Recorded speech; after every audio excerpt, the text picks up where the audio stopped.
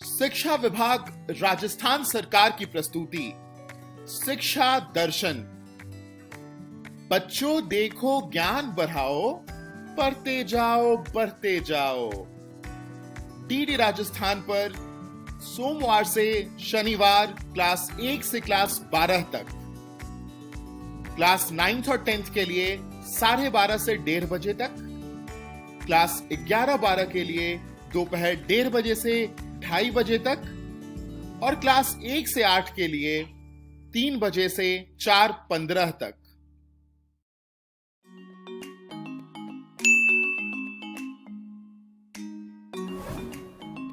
मीना और उसके दोस्त स्कूल से घर वापस जा रहे थे। उन्होंने रास्ते में कुछ बहुत अद्भुत देखा। उन्होंने देखा कि चींटियों की एक लंबी सेना चलकर जा रही थी। सब लोग नीचे झुककर चींटियों को बड़े ध्यान से देखने लगे। बहुत सी चींटियां चावल और बाजरे के कुछ दाने लेकर जा रही थीं। अरे अरे, ये चावल का दाना उठाकर ले जा रही हैं। चींटियां भी क्या चावल का दाना खाती हैं? और क्या मीना, इस दुनिया के सभी जीव जंतुओं को जीवित रहने के लिए खाना चाहिए। अरे वाह, इतनी छोटी सी चींटी कैसे खाना खाती होगी? मुझे जानना है। चलो अभी देख लेते हैं। इब्राहिम ने तुरंत अपने बस्ते से लेंस निकाला और सभी मिलकर चींटियों का पीछा करने लगे। उन्होंने देखा चींटियां एक जगह रुक गईं। लेंस की मदद से वे चींटियों को बहुत करीब से देख पाए और उनको खाना खाते देख बहुत उत्साहित हो गए। उनमें से एक चींटी चावल का दाना कुतर रही थी, तो दूसरी एक कीड़े को। चींटियों को खाना खाते देखना कितना अद्भुत था। कल जाकर सभी दोस्तों को बताएंगे। अरे मैंने तो कभी सोचा ही नहीं कि इतनी छोटी सी चींटी इतना सब खा लेती है। इतने में मैडम कक्षा में आई और सारी बातें सुनी। वाह बच्चों, तुम सबने तो बहुत अच्छे से अवलोकन किया। मैडम, क्या मैं आपसे एक सवाल पूछ सकती हूँ? हाँ, जरूर पूछो। मेरी गाय तो सिर्फ चारा खाती है, वह चींटी की तरह कीड़े क्यों नहीं खाती? इसका जवाब हम एक खेल से ढूंढेंगे। क्या सब तैयार हैं? जी हाँ मैडम। सभी बच्चे कक्षा के बीच एक पंक्ति में खड़े हो जाओ।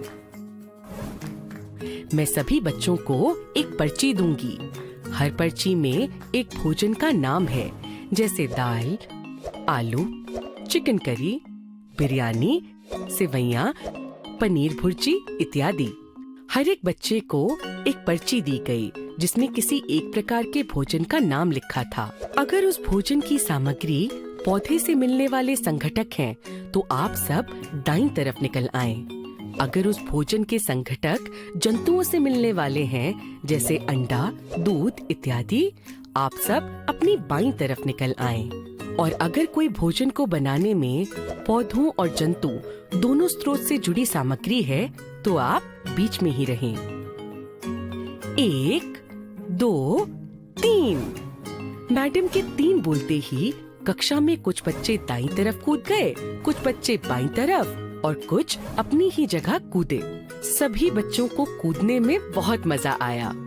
सोहन, इब्राहिम व कुछ और बच्चे थे दाईं तरफ, मोहन और अमीना बाईं तरफ और मीना एवं कुछ साथी बीच में खड़े थे। इस प्रकार कक्षा में 3 समूह बन गए। पहले समूह में सबके पास ऐसे भोजन की पर्ची थी जिसका स्रोत पौधे होते हैं।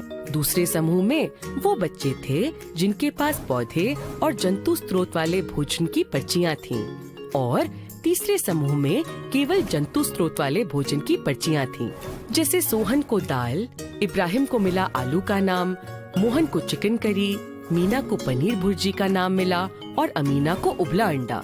तो हमारा भोजन 2 प्रकार के स्रोत से मिलता है। हर जीव जंतु के लिए खाना जरूरी है तथा यह जीव जंतु अलग अलग प्रकार का खाना खाते हैं। ऐसे जीव जो सिर्फ पौधों से मिलने वाली चीजों को खाते हैं, जैसे सब्जियां, फल, दालें, उनको शाकाहारी कहा जाता है। ऐसे जीव जो जंतुओं का मांस खाते हैं, उन्हें मांसाहारी कहते हैं। और जो जीव दोनों यानी पौधे और जंतुओं का मांस खाते हैं उनको सर्वाहारी कहते हैं। तो मतलब मेरी गाय शाकाहारी है और वो चींटी सर्वाहारी? बिल्कुल सही समझा मीना।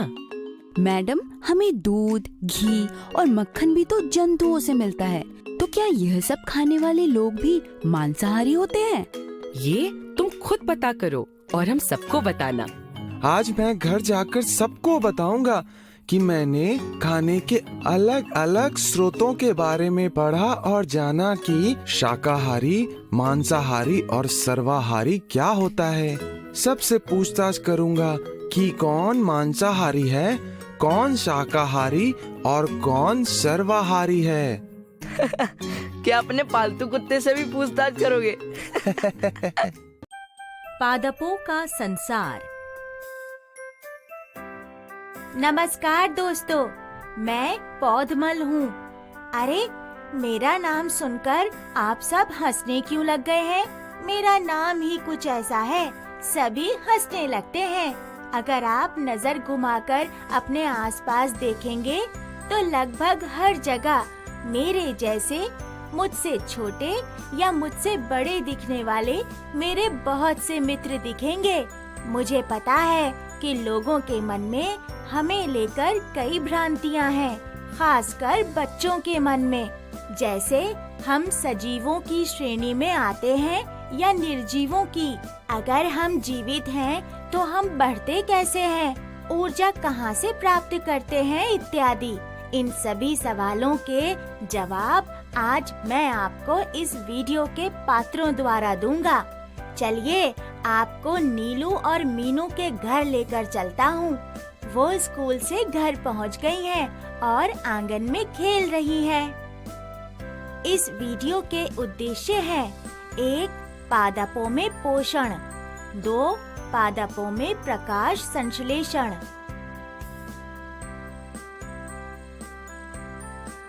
क्या हुआ दीदी, क्या सोच रही हो?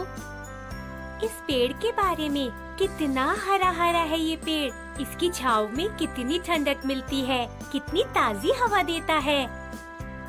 हाँ दीदी, वह तो है, इसकी पत्तियाँ भी कितनी हरी हैं। सही कहा नीलू। दीदी, माँ से पूछते हैं कि उन्होंने और पिताजी ने इतना बड़ा पेड़ आंगन में लगाया कैसे होगा। हाँ, चलो चलते हैं।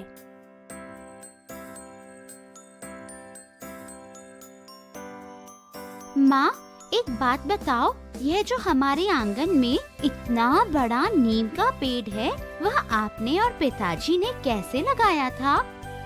अरे, इसे तुम्हारे दादाजी ने बहुत साल पहले लगाया था, तब ये एक छोटा सा पौधा रहा होगा। सच माँ? बच्चों, पादप हमारी ही तरह बढ़ते हैं। तुम लोगों को क्या लगा कि जो छोटे पौधे होते हैं वो छोटे ही रहते हैं और जो बड़े पेड़ होते हैं वो हमेशा से वैसे ही हैं? छोटे पौधे ही धीरे धीरे बड़े होकर पेड़ बनते हैं। पादप भी सजीव होते हैं। क्या सोच रही हो नीलू? दीदी, क्यों ना हम भी एक छोटा सा पौधा लगाएं?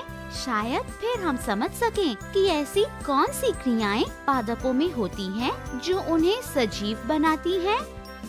सही कह रही हो, ऐसा करते हैं, हम दोनों पौधे लगाते हैं। हाँ दीदी, एक मेरा और एक आपका। कल स्कूल से आते वक्त हम स्कूल के माली काका से 2 छोटे छोटे पौधे लेते आएंगे। अरे वाह, दोनों बहनें कितनी खुश हैं। आज दोनों को अपना अपना पौधा जो मिला है। चलो देखते हैं कि कैसे ये इसकी देखभाल करती हैं। मैं पौधे को खिड़की पर रख देती हूँ। मैं अपने पौधे को यहाँ कमरे में संभाल कर रख देती हूँ। अरे नीलू, देखो, ये नीम के पेड़ की पत्तियाँ कैसे भूरे रंग की हो गई है और पेड़ से टूटकर गिर गई है। हाँ दीदी, यह ऐसा क्यों है कि जो पत्तियाँ पेड़ पर हैं वो हरी हैं और जो टूट के गिर गई हैं वे भूरी और सूख गई हैं। ये पादपों की दुनिया भी निराली है। दोस्तों, क्या लगता है आप सबको? कि दोनों यह पहेली कैसे सुलझाएंगी। अरे नीलू, वो देखो, माँ आंगन में लगे पेड़ों को पानी दे रही है। पेड़ों को बढ़ने के लिए पानी की जरूरत होती है। चलो हम भी अपने पौधों को पानी देते हैं।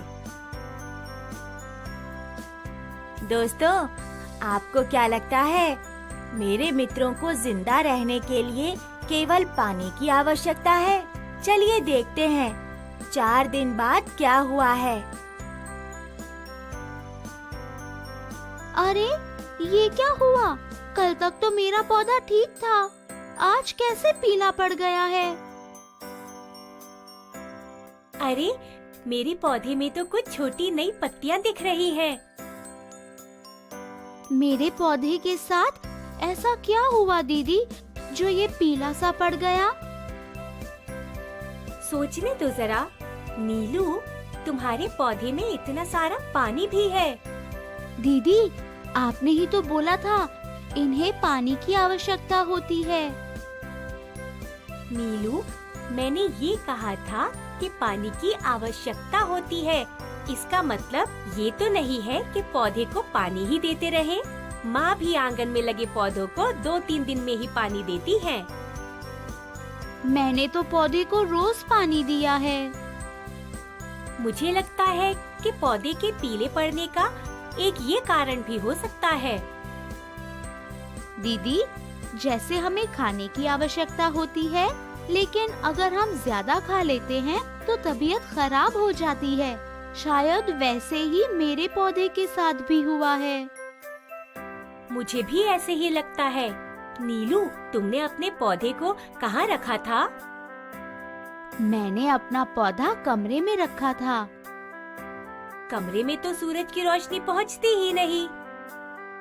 दीदी, क्या सूरज की रोशनी पौधों के लिए आवश्यक होती है? हाँ, तुम देखो, जिस तरफ से सूरज की रोशनी पौधे पर पड़ रही है, उसी तरफ ये ज्यादा झुका है और इसे ताजी हवा भी मिल रही है। इसका मतलब है पौधों को पानी, सूरज की रोशनी और ताजी हवा की आवश्यकता होती है। तभी हमारे आंगन में लगे पौधे इतने सुंदर और तंदुरुस्त दिखते हैं। बिल्कुल सही कहा नीलू। हवा से याद आया, मैंने अपनी विज्ञान की किताब में पढ़ा था कि हम मनुष्य ऑक्सीजन नामक गैस सांस लेते वक्त अंदर लेते हैं और कार्बन डाइऑक्साइड गैस छोड़ते हैं। दीदी, याद है उस दिन तुम कह रही थी कि हमारा नीम का पेड़ कितनी ताजी हवा देता है? हाँ दीदी, हम ऑक्सीजन लेकर कार्बन डाइऑक्साइड निकालते हैं, तो मतलब पेड़ भी ऐसे ही करते होंगे। हाँ, पौधों को भी जीवित रहने के लिए ऑक्सीजन की आवश्यकता होती है। हालांकि जानवरों के विपरीत पौधों को प्रकाश संश्लेषण के लिए कार्बन डाइऑक्साइड की भी आवश्यकता होती है। हम उन्हें कार्बन डाइऑक्साइड देते हैं जो उनके लिए आवश्यक होती है। अब समझ आया माँ ने आंगन में इतने पेड़ पौधे क्यों लगाए हैं? बिल्कुल दीदी, पादपों के बारे में सब कुछ समझ आ रहा है। इन पत्तियों को देखो तो लगता है इन पर हरा रंग किया गया है। आज ही मास्टर जी ने बताया था कि पत्तियों में एक हरे रंग का वर्णक होता है जिसे क्लोरोफिल कहते हैं। अच्छा, तभी ये पत्तियाँ हरी दिखती हैं। चलो, कुछ तो मास्टर जी से पता लगा। सही कहा तुमने। दीदी, याद है आपको जब हमने माली काका से पौधे लिए थे तो उन्होंने गमले में मिट्टी के अंदर उसकी जड़ों को दबाया था? हाँ, याद है। इसी वजह से तो पौधा सीधा खड़ा रह पाता है। हाँ दीदी, तभी से मेरे मन में जड़ों से जुड़ी जानकारी जानने की उत्सुकता थी। इसलिए आज मैंने मास्टर जी से जड़ों के बारे में पूछा था, तो उन्होंने बताया कि जड़ें मिट्टी से पानी और पोषक तत्व सोखकर पौधे तक पहुंचाती हैं। हाँ, सही कह रही हो तुम। ऐसे ही इन पत्तियों की भी बहुत महत्वपूर्ण भूमिका होती है। कितना तो जान लिया पौधों के बारे में। इन पत्तियों का रहस्य भी सुलझा लेंगे दीदी। नीलू, मेरी विज्ञान की पुस्तक में पादपों पर एक अध्याय है। आजकल मास्टर जी उसी पाठ से जुड़ी जानकारी देते हैं। उस पाठ में पत्तियों के बारे में विस्तृत जानकारी है। ठहर, मैं अभी अपनी किताब लेकर आती हूँ। जी दीदी, जल्दी से लेकर आओ और इस पहेली को सुलझाओ। नीलू सुनो, मैं पढ़कर सुनाती हूँ। क्लोरोफिल सूरज के प्रकाश का संग्रहण करने में पत्तियों की सहायता करता है।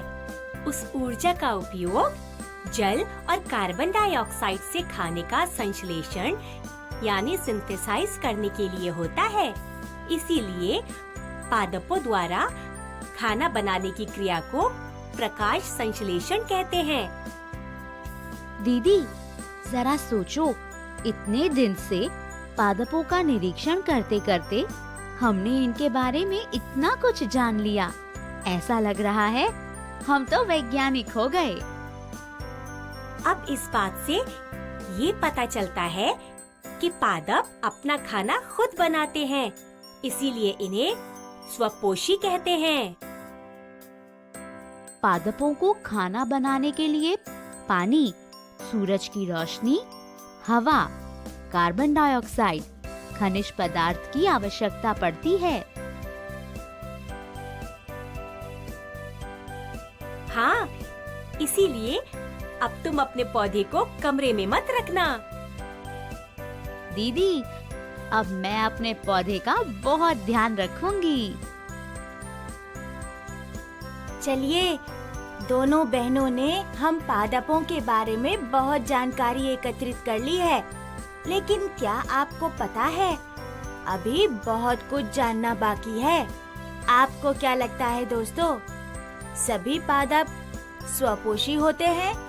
सोचते रहिए, क्योंकि इसका जवाब आपको अगले वीडियो में मिलेगा।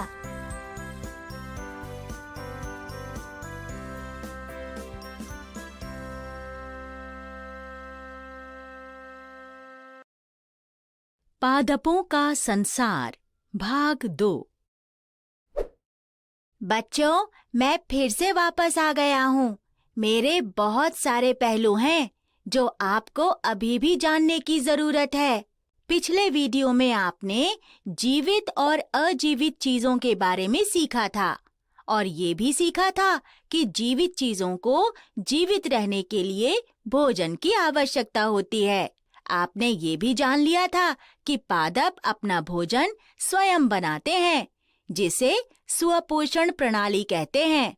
इस वीडियो में हम अन्य 2 प्रकार के पोषण प्रणाली के बारे में बात करेंगे। आइए हम नीलू और मीनू के पास फिर जाएंगे पादपों के पोषण के बारे में अधिक जानने के लिए। इस वीडियो का उद्देश्य 2 अन्य पादप पोषण प्रणालियों के बारे में जानना है। नीलू, आज मैं बहुत थक गई हूँ। पुस्तकालय, विज्ञान कक्षा, खेल कक्षा और ऊपर से इतनी गर्मी। थोड़ी मेरी मदद करना। क्या चाहिए दीदी? याद है मैंने तुम्हें कल एक मीठा बन दिया था और डिब्बे में रखने को कहा था। क्या तुम उस डिब्बे को दे सकती हो? दीदी, उस बन को बाद में खाएंगे। पहले ये देखो, मैंने जिस पादप को पानी दिया था वो कितना बड़ा हो गया है 10 दिन में। जल्दी आओ दीदी। अरे भाई, आ रही हूँ। वाह, ये तो सच में बहुत हरा और स्वस्थ लग रहा है। और बड़ी बड़ी पत्तियों को तो देखो, लगता है कि इसे बहुत धूप और बहुत सारा पोषण भी मिल रहा है। यह सही है कि पादप सूरज की रोशनी, कार्बन डाइऑक्साइड और बहुत सारे खनिजों की मदद से अपना भोजन बनाते हैं। पता है, आज जब हम पाठशाला के पुस्तकालय में गए थे तो मैंने एक बहुत दिलचस्प पुस्तक पढ़ी थी पादपों की दुनिया। उस पुस्तक में पढ़ा था कि कुछ ऐसे भी पादप होते हैं जो अपना खाना खुद नहीं बना सकते। दीदी, ये तो हैरानी की बात है। क्या इनमें कोई पत्तियां नहीं होती? तुम सही कह रही हो। स्कूल की घंटी बज गई थी, इसलिए पूरी जानकारी पढ़ नहीं पाई। लेकिन यह तो पढ़ा था कि इनकी पत्तियां नहीं होती हैं। क्या इसका मतलब है कि हम मनुष्यों की तरह वे भोजन के लिए दूसरों पर निर्भर होते हैं? इसका मतलब ये है कि जब पत्तियां नहीं होती हैं तो कोई क्लोरोफिल नहीं होता है। ठीक कहा तुमने। ये हैरानी की बात है कि हम पौधों और जानवरों पर अपने खाने के लिए निर्भर करते हैं, परंतु कुछ ऐसे पादप भी हैं जो अपने पोषण के लिए किसी और पर निर्भर करते हैं। मुझे भूख लगी है, चलो कुछ खाएंगे पहले। दीदी, क्या पढ़ रही हो? मैंने आज पुस्तकालय से पादपों की दुनिया नामक पुस्तक ली है। नीलू, यहाँ आओ और बैठो। इनमें पादपों के बारे में काफी रोचक तथ्य हैं। दीदी, हम कल उन पादपों के बारे में बात कर रहे थे जो अपना भोजन खुद नहीं बनाते हैं। मुझे उनके बारे में और बताओ। देखो इस पादप को, ये कॉर्पस फ्लावर का पादप है। ये ऐसा पादप है जो अन्य पादपों द्वारा बनाए गए भोजन पर निर्भर करता है। यह पोषण के विषम प्रणाली का उपयोग करता है। ऐसे पादप तो आलसी निकले। क्या ऐसे पादप परजीवी होते हैं? हाँ, कॉर्पस फ्लावर, कसाटा जैसे पादप परजीवी हैं। इन पादपों को परजीवी इसलिए कहा जाता है क्योंकि वे दूसरे पौधे मतलब परपोषी या होस्ट प्लांट पर निर्भर होते हैं और उनसे पोषक तत्व प्राप्त करते हैं। ये पादप काफी समझदार निकले। इनको काम करने की जरूरत ही नहीं है। पता है, वे अपने मेजबान को नहीं मारते। उनसे भोजन, पोषक तत्व या पानी जो लेना है उनको। बच्चों, क्या आप बता सकते हैं कि क्यों कुछ पादप जिनके हरे पत्ते होते हैं और प्रकाश संश्लेषण करते हैं, वे अपना भोजन खुद नहीं बनाते हैं? दीदी, इस पादप को देखो, इसके तो हरे पत्ते हैं। ये उन पौधों की श्रेणी में क्यों है जो विषम प्रणाली का उपयोग करते हैं? हाँ, यह एक अच्छा अवलोकन है। कुछ पौधे ऐसे होते हैं जिनमें पत्ते होते हैं, पर ये भोजन के लिए दूसरों पर निर्भर होते हैं। लेकिन क्यों? देखो इस पादप को। ये संरचनाएं तो जग की तरह दिख रही हैं। देखो, इस पर कीड़े हैं। ऐसे तो लग रहा है जैसे ये पादप कीड़े खाते हैं। इसे पिचर का पादप या घटपर्णी कहते हैं। ये कीटभक्षी पादप है। लेकिन इसके तो पत्ते हैं। ये तो अपना भोजन खुद बना सकता है। ये पादप कम पोषण वाली मिट्टी में उगते हैं और कीड़ों को पचाकर पोषण की कमी को पूरा करते हैं। इसका ये मतलब है कि कुछ पादप कीड़ों को खाते हैं। बहुत दिलचस्प है दीदी। मुझे बहुत भूख लगी है। मैं कल मीठा बन खाना भूल गई थी। क्या तुम ला सकती हो? ओह, मैं भूल गई। ये उस डिब्बे में है। मैं अभी आई। ओहो, ये खराब हो गया है दीदी। कुछ सफेद वृद्धि इस पर है और इससे तो बुरी गंध आ रही है। तुमने इस बन को एक गीले डिब्बे में रख दिया होगा।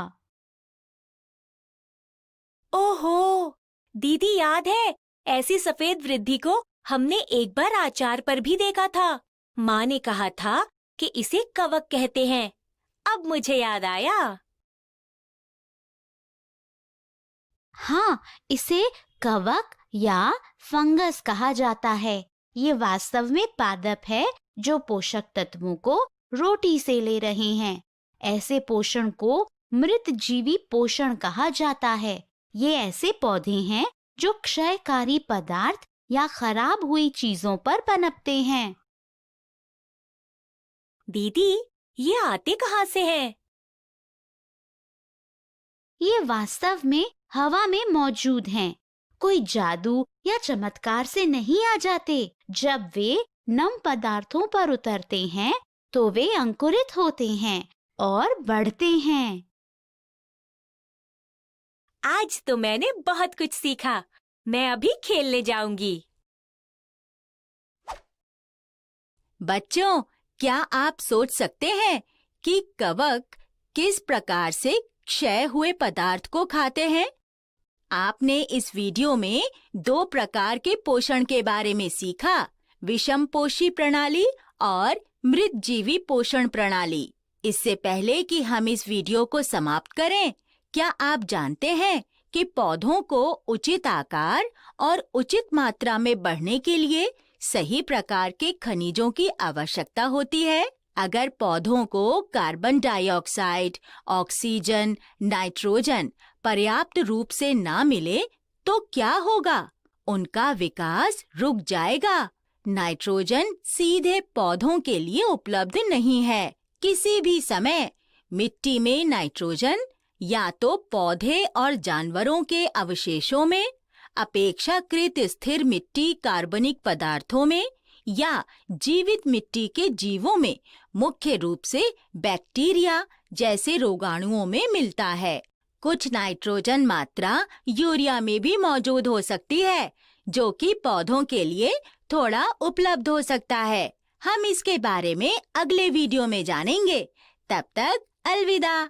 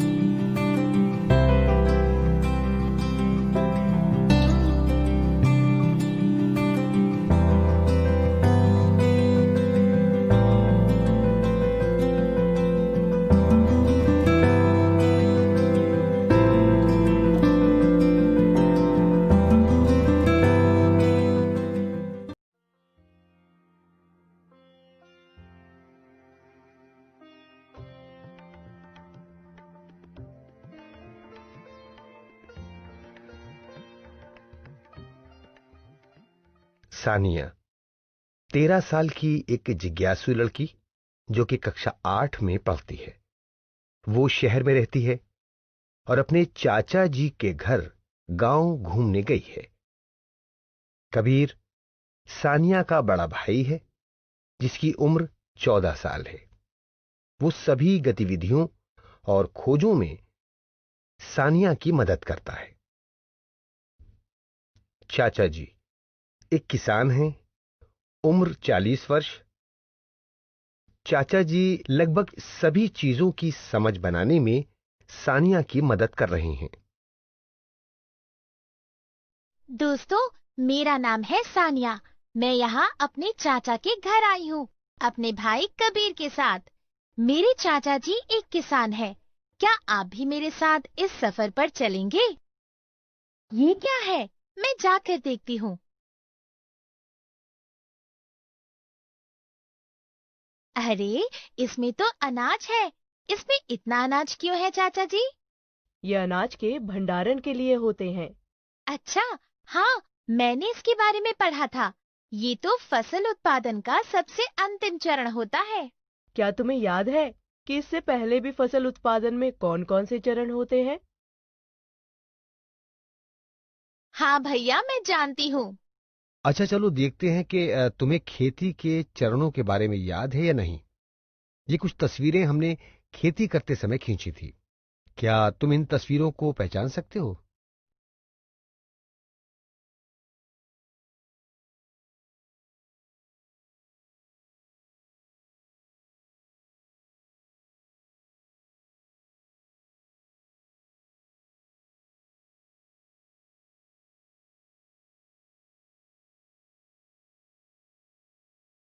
सबसे पहले तो मिट्टी तैयार करनी होगी और सबसे अंत में भंडारण होगा, जो हम पहले ही देख चुके हैं। पर बीच में क्या क्या आएगा? क्या आप मेरी मदद कर सकते हैं? बताइए। चाचा जी, मैंने खेती के सभी चरणों के बारे में बस पढ़ा है। मैं वो सब कुछ देखना भी चाहती हूँ। हाँ बिल्कुल, चलो तुम्हें इस मौसम में धान यानी चावल की फसल के बारे में जानने को मिलेगा। चावल का मौसम? इसका क्या मतलब? चावल की फसल को पानी की अधिक आवश्यकता होती है ताकि खेत के पौधों का कीटों और अनावश्यक पौधों से बचाव हो सके। अब मैं समझी। अब बरसात का मौसम शुरू हो रहा है ना, इसलिए बारिश के पानी से चावल की फसल अच्छी हो जाएगी। सब फसल मौसम के हिसाब से होती है।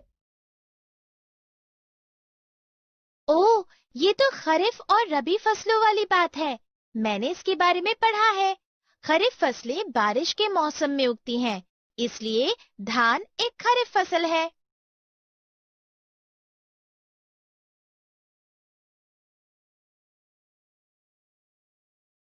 क्या आप भी रबी और खरीफ फसलों के नाम जानते हैं? क्या आप इनमें से रबी और खरीफ की फसलों की पहचान कर सकते हैं?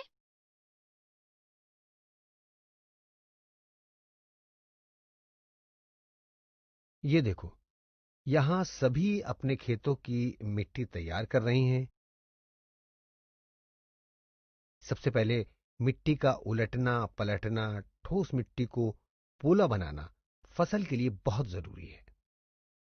घर पर भी मम्मी जी गमले की मिट्टी की खुदाई करके ही पौधा लगाती हैं, ताकि पानी और खाद अंदर तक जाए। सानिया, तुम खुद भी ये चेक कर सकती हो। ये 2 गमले, इसके एक में ठोस मिट्टी है और दूसरे में पोली मिट्टी।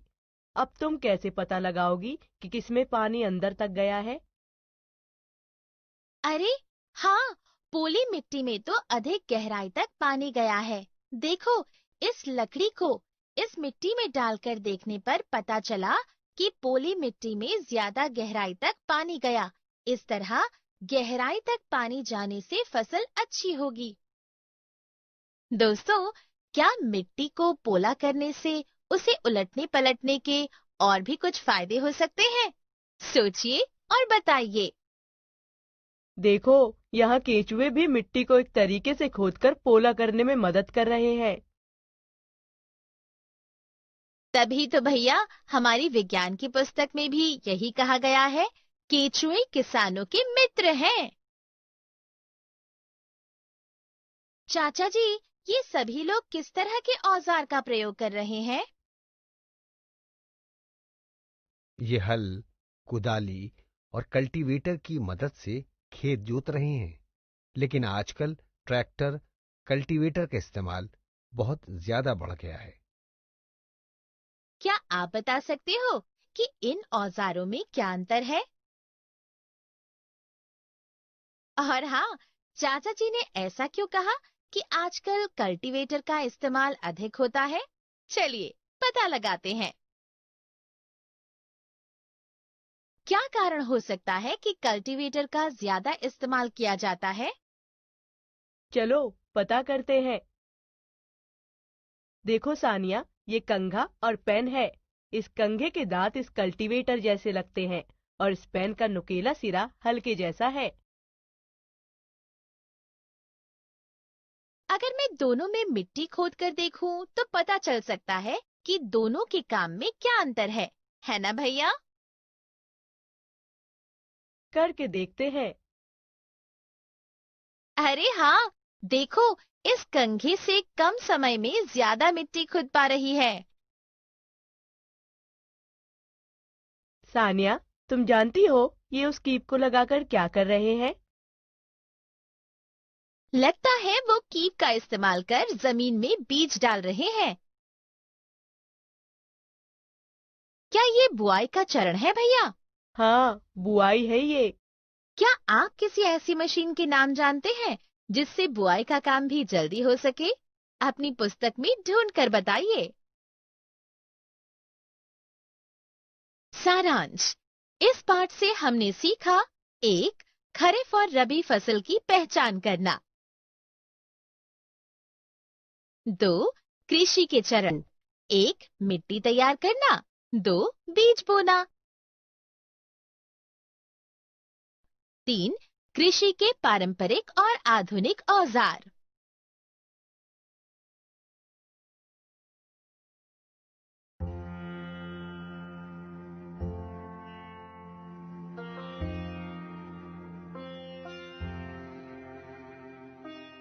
सानिया, 13 साल की एक जिज्ञासु लड़की जो कि कक्षा 8 में पढ़ती है, वो शहर में रहती है और अपने चाचा जी के घर गांव घूमने गई है।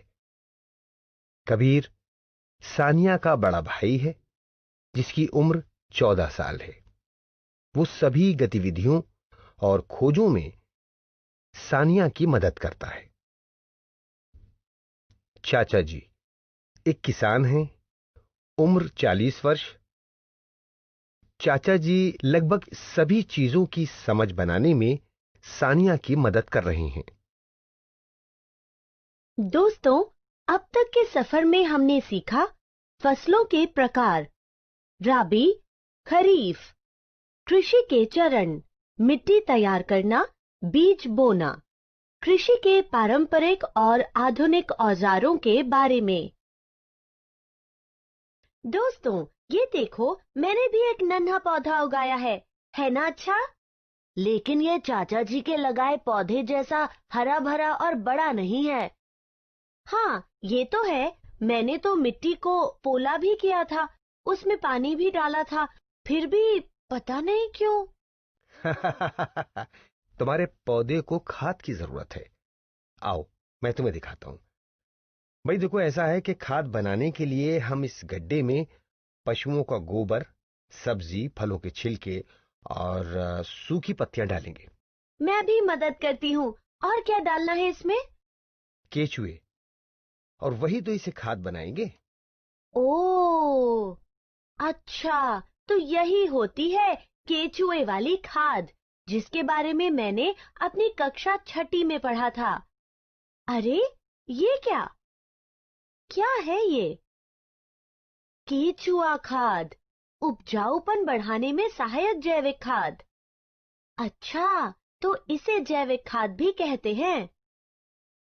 ये भी तो एक तरह की खाद है, इस पर भी कुछ लिखा है, यूरिया, उर्वरक। मतलब ये रासायनिक खाद है, ये फैक्ट्री में केमिकल से बनाते हैं। केमिकल तो सेहत के लिए हानिकारक होता है। मैंने अखबार में पढ़ा था कि आजकल सब्जियों में केमिकल की मात्रा बढ़ रही है, जिससे कई खतरनाक बीमारियां हो रही हैं। फिर भी इसका इस्तेमाल किया जाता है। क्यों? जैविक खाद का ही क्यों नहीं? तुम खुद पौधों में इन्हें डालकर पता क्यों नहीं लगाती कि इनमें क्या अंतर है? हम इन 3 गिलासों में बीज बोएंगे। गिलास 1 में खाद, गिलास 2 में उर्वरक, गिलास 3 में दोनों डालेंगे। अब 10-12 दिन बाद अंतर देखते हैं। 12 दिन बाद, ये देखो भैया, खाद और उर्वरक वाले में सबसे अच्छा पौधा उगा है और केवल खाद से कम उपज हुई है। अब मैं समझी कि किसान अपनी फसल बढ़ाने के लिए केमिकल वाली खाद का इस्तेमाल करने लगे हैं।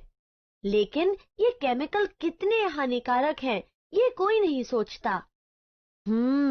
इसीलिए तो केचुआ खाद वाली खेती यानी जैविक खेती ज्यादा बेहतर है, क्योंकि उर्वरक कुछ समय के लिए फसल का उत्पादन बढ़ा देता है, पर इसका लंबे समय तक इस्तेमाल करने पर जमीन बंजर हो जाती है। ऐसा इसलिए है क्योंकि रासायनिक उर्वरक मिट्टी को अम्लीय बनाता है, जिससे मिट्टी के जैविक पदार्थ और जीवाणु खराब होते हैं, जबकि जैविक खाद से उपजाऊपन बढ़ता है।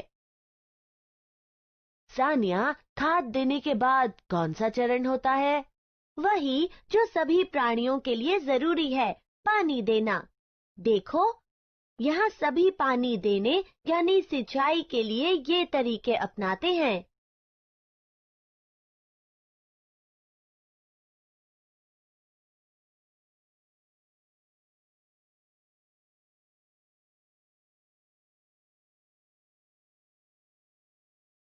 क्या आप अपनी विज्ञान पुस्तक में से देखकर इन तरीकों के नाम पहचानने में मेरी मदद करेंगे? बताइए, क्या नाम है इनके?